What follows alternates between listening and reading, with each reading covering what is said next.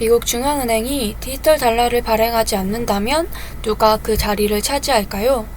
6월 28일 연준 부의장인 랜달 퀼스는 은행연합회 행사에 참여해 개인적인 의견으로서 연준이 CBDC 개발 작업을 중단했다고 밝혔습니다.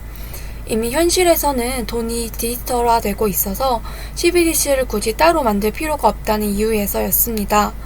누군가에게 돈을 보내거나 쿠팡, 온라인 쇼핑몰에서 구매를 할 때 이미 우리는 디지털 돈을 사용하고 있고 이런 문화가 이제는 익숙합니다.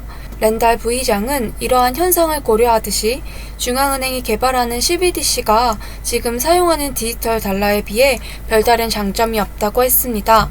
그러면서 스테이블 코인에 대한 이야기를 했는데요.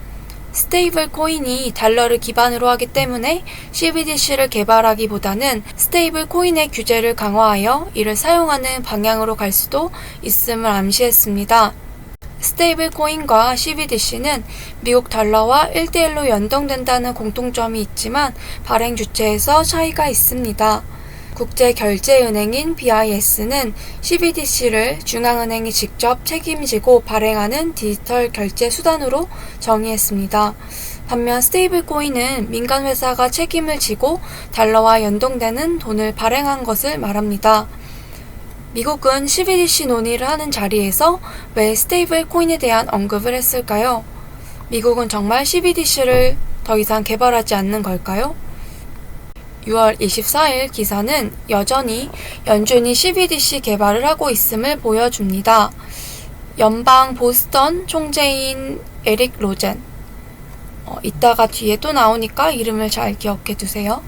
에릭 로젠은 연준이 실시간 결제 시스템인 패드나우를 개발하고 있고 7월에는 CBDC에 대한 연구를 발표한다고 했습니다. 이 부분은 연준 의장인 파월이 여름에 CBDC 보고서를 발표하겠다는 것과 맥락을 같이 합니다. 어찌되었든 연준은 여름 내에 CBDC에 대한 보고서를 통해 방향성을 제시할 것 같습니다. 보스턴 연은 총재도 CBDC를 언급하면서 스테이블 코인에 대해서 말을 했는데요. 연준 부의장과 비슷하게 스테이블 코인에 대해 지켜보고 규제를 강화하겠다고 하였습니다. 규제를 한다는 건 단기적으로는 여러 가지 제약으로 인해 나쁘다고 생각될 수 있지만 규제가 되어야 다수가 안심하고 이용할 수 있습니다. 모든 이들이 사용할 수 있도록 대중적이게 되려면 일단 적절한 규제 틀 안에 들어가야 합니다. 그렇기 때문에 스테이블 코인의 규제를 가한다는 것이 연준이 믿고 쓸 수 있는 안전한 스테이블 코인을 발굴하겠다는 속내를 드러내는 것이 아닌가라는 그런 생각이 좀 들었어요. 한편 그러면서도 보스턴 연은 총재는 다수의 스테이블 코인은 불안정하다고 얘기했습니다. 그렇다면 보스턴 연은 총재가 비판적으로 보는 스테이블 코인은 무엇일까요? 바로 USDT 테더입니다. 여기 보시면 아까 말씀드린 보스턴 연은 총재 에릭 로젠은 테더가 단기 신용시장에 혼란을 줄 수 있다고 경고했다고 밝혔습니다. USDT는 테더라고 하는 홍콩의 회사가 만든 달러와 1대1로 연동되는 코인입니다. 참고로 테더는 비트파이넥스라고 하는 홍콩의 코인 거래소와 같은 회사입니다. 여담이지만 비트코인의 큰손들이 고래라고 하죠. 비트파이넥스를 많이 애용한다고 하네요. 예전에 미국이 달러를 금으로 보장한다고 했던 것처럼 테더는 USDT를 달러를 통해 보장한다고 했습니다. 하지만 테더사가 실제 USDT 발행량과 동일한 달러를 준비금으로 보유하는지에 대해 수년째 의문이 제기되어 왔고 이를 투명하게 관리하지 않아 미국 기관에게 벌금을 냈습니다. 그래서 올해 5월 준비금이 어떻게 구성되어 있는지를 발표했는데 이게 좀 이슈가 됐어요. 테더는 준비금으로 76%를 보유하고 있었는데 그중 현금 및 현금성 자산은 겨우 4%에 불과했기 때문입니다. 변동성이 강한 기업 어음이 65%나 차지했습니다. 이런 준비금 구성을 본 전 CFTC 미국 상품거래위원회 위원장은 1달러로 연동된 테더의 가치가 그 아래로 떨어지는 것은 08년 리먼 브라더스 파산 때와 같다고 했습니다. MMF, 머니마켓 펀드는 원칙적으로 1달러와 가치가 동일해야 합니다. 마치 현재 민간회사가 발급하는 스테이블 코인과 원리가 같습니다. 이런 MMF는 미국 달러에 연동되기 때문에 안전하다는 인식이 있었고, 은행 예금보다는 이자를 더 높게 주기 때문에 인기가 많았습니다.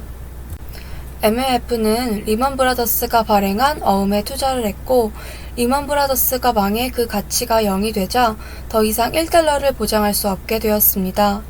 투자자들은 리먼 브라더스가 망했다는 소식에 놀라 돈을 찾기 시작했고, 이러한 대규모 자금 유출인 펀드런이 일어나게 되었습니다. 다시 스테이블 코인 얘기로 들어와 보면, 비트코인, 이더리움 다음 시총이 큰 테더는 무려 625억 달러를 기록하고 있습니다.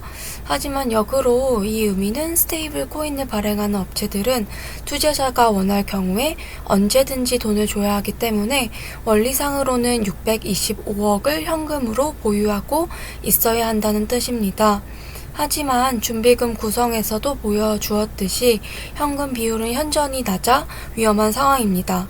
이런 상황을 테더사가 반영해서인지 현재 스테이블 코인에서 가장 많은 비중을 차지하던 테더의 발행이 줄고 있는 걸 볼 수 있습니다. 한편 다른 스테이블 코인의 발행은 꾸준히 늘어가는 추세입니다. 21년 1월의 발표는 미국 통화청 OCC가 이제 미국 은행들도 스테이블 코인을 블록체인 네트워크 상에서 발행하고 결제할 수 있게 허락했음을 의미합니다. 은행의 결제는 스위프트라는 독점적 금융 인트라넷 망에서 이루어졌습니다. 지금까지 내가 한 거래는 오직 은행만이 확인해 주었고 볼 수 있었습니다. 은행은 거래에 대한 확인을 해줌으로써 막대한 권력과 수수료를 챙겨갔습니다. 하지만 민간회사가 발행하는 스테이블 코인의 경우 모두가 그 기록을 볼 수 있는 블록체인 상에서 발행하기 때문에 은행이라고 하는 독점적인 기관의 확인이 없어도 개인인 내가 직접 나의 결제를 확인할 수 있게 된 것입니다. 미국의 CBDC 연구 발표가 얼마 남지 않았습니다. 과연 연준은 어떤 선택을 할지 궁금한데요. 연준은 중앙기관이 돈을 발행하는 현재의 구조를 계속 유지할까요? 아니면 민간이 발행하는 스테이블 코인을 통해서 좀 더 개방적인 금융 환경을 만들어 갈까요? 다음 시간에는 미국의 사기업이 발행하고 미국 당국의 규제를 받은 스테이블 코인은 어떤 것들이 있는지 살펴보겠습니다. 구독과 좋아요는 힘이 됩니다. 감사합니다.